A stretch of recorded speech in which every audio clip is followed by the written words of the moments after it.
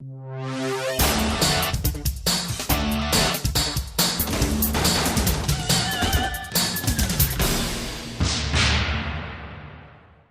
everyone. I'm Sheriff Wayne Ivey of the Brevard County Sheriff's Office, and it's time for another exciting episode of Riding Shotgun. Tonight, I have the honor and privilege of riding with Deputy Chris Anterio out of our East Precinct. We're going to have some fun. Hopefully, we put some bad people in jail tonight, but if not, we're going to be out with our community, making sure we're keeping everybody safe. Let's go ride shotgun with Deputy Chris Anterio.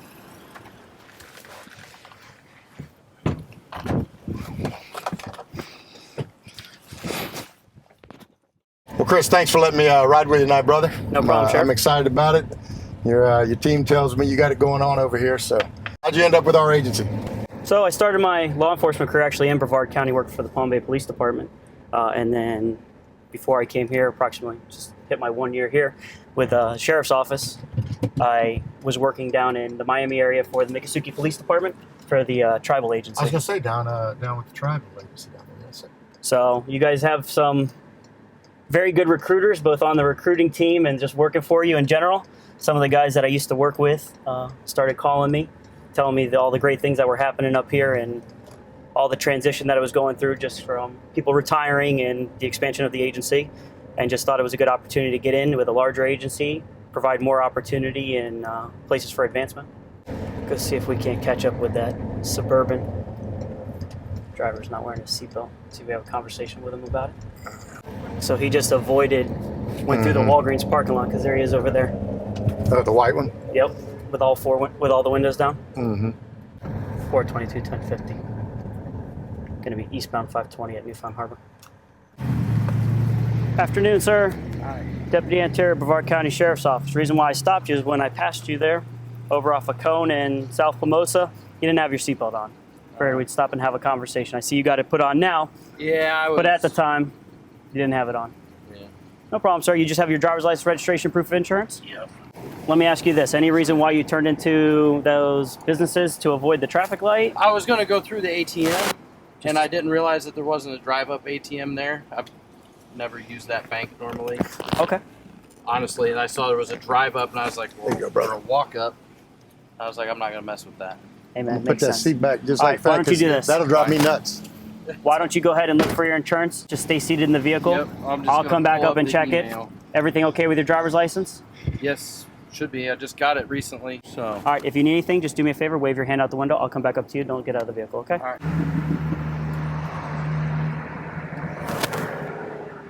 Looks like everything's in order. So here's what I did for you today. Here's your driver's license and your registration. That's first and foremost, so you have your documents. I gave you a written warning documenting that you and I had a discussion about your seatbelt. Obviously, you corrected the issue, so I appreciate that. Just do me a favor. Your story seems plausible about going there, but make sure that if you're cutting through a parking lot, just simply to avoid. I'm just letting you know that that Yeah. is an issue. I realized after but- I pulled in there, I was like, man, I bet a lot of people cut through here. And then No when big I deal. pulled out and you were behind me, I was like, man, this really looks bad.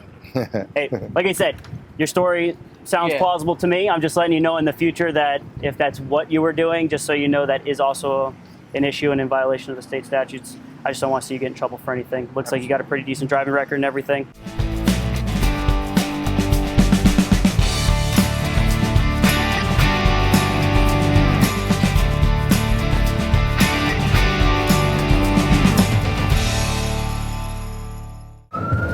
So the call that came in is right around the corner.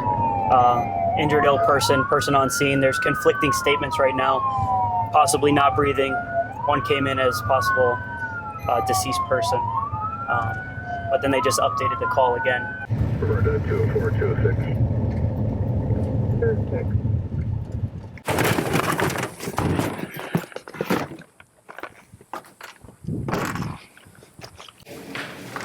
Sheriff's Office. I'm in.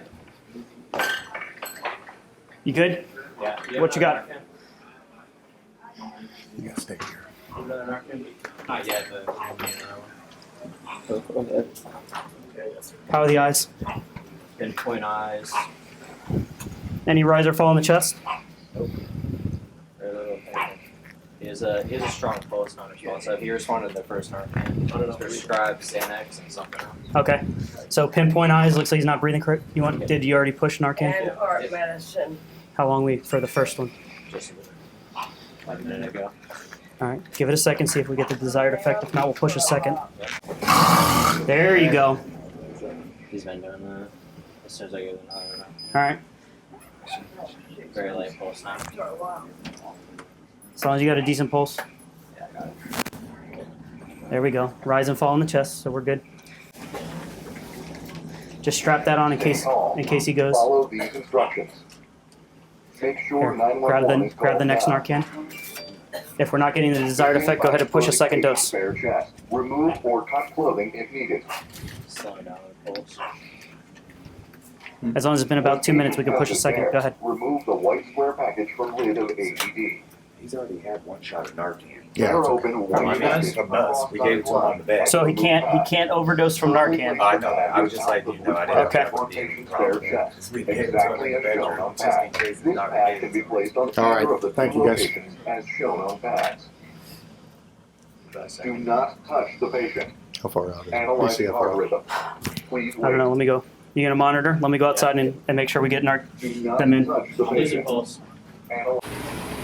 We got an older male, looks like maybe mid 50s, 60s, has prescriptions for Xanax and other stuff. He's got pinpoint pupils, bluish lips. They claim still we're getting a little bit of a response, but it's not normal breathing. He does look like he has rise and fall in the chest. Gonna be upstairs, the last apartment on the right, E296. We did push 2 Narcans because we didn't get a good response from anything.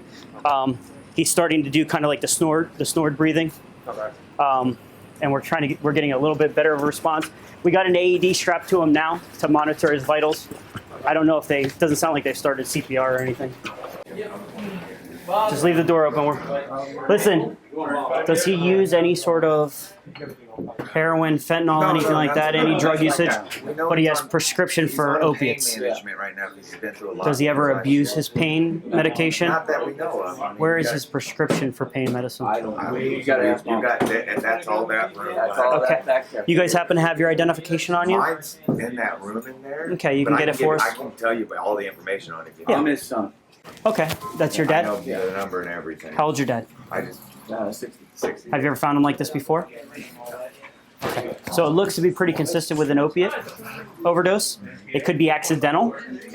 But even though, like you said, you push Narcan, what happens is that the level of opiates in someone's system could be up here. And the Narcan has to balance it out. And until the Narcan takes over, we don't get a proper response from them. Okay. So even though we push more, we're trying to get that Narcan to go jump the opiate level and bring him back to a normal state. The problem is that once he comes back to a normal state, he'll usually not remember much, maybe not want any medical help, but he needs to get medical help because when that Narcan wears out, Okay.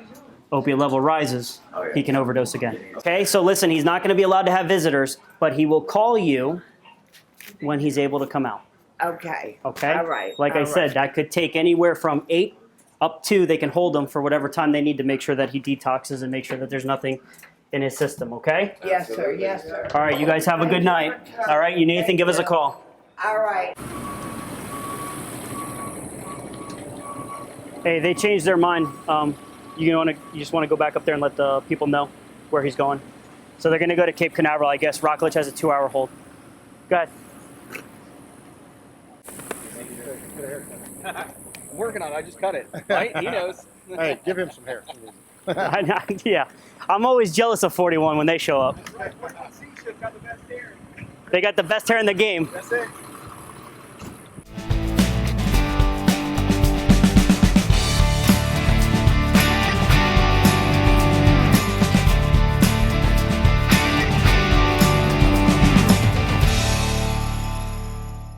Four 2297.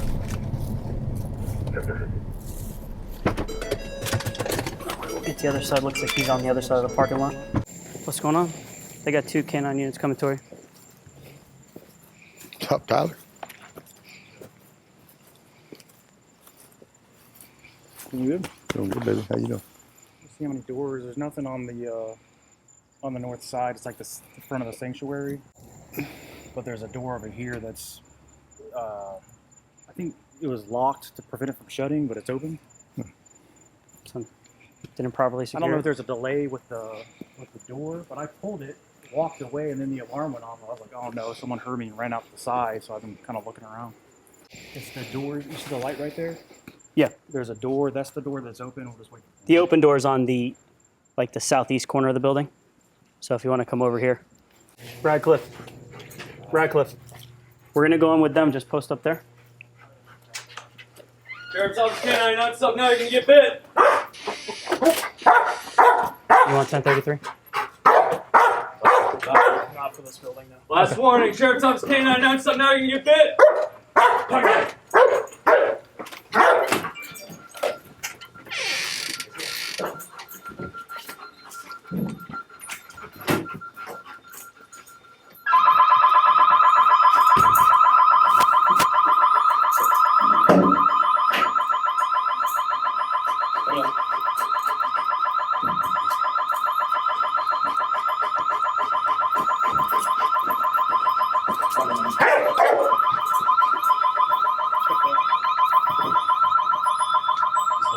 Hey. We got this. Go ahead. I'll hold. You hold that on the fence. Sound like it's just more of an unsecured door. Yeah. Or all improperly secured. All that back is completely clear. Okay. Except for a bunch of locked doors. There's Okay. 4 or 5 locked doors. Yeah. It sounded like when Harold pulled on the door, it sounded like the lock was done, but it just wasn't properly secured. So. Gotcha.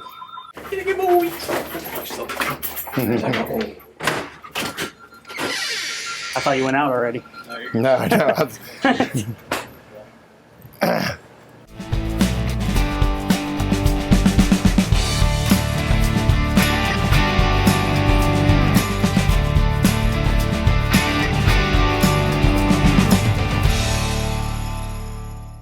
What's it like to work in a community where the citizens protect you just as much as we protect them? It's nice. I mean, today's day and age, we see all the things that are in the news and kind of plaster the newspapers and all over social media with the lack of support for law enforcement. And then you come back or you work in Brevard County and it's almost like a throwback. It feels like the community, the citizens are watching your back as much as you're watching theirs. They're always stopping you when you're out on a call or even having dinner or grabbing a cup of coffee saying thank you for what we're doing. And really it's kind of refreshing. Man, Chris, thanks for letting me ride with you tonight, brother. I had an Sheriff. awesome time, man. It was great sharing the night with you, and you're representing us very well out there, man. Thanks for all you Thanks, sir. do, brother. Be safe. Appreciate it. So I hope you enjoyed tonight's episode of Riding Shotgun with Deputy Chris Anterio. What a great young man. He is representing our agency with just absolute professionalism, doing a great job working with his team. As you can see, our team's all over making sure everybody's staying safe. So thanks for being with us tonight and allowing us to go and ride shotgun with Deputy Chris Anterio.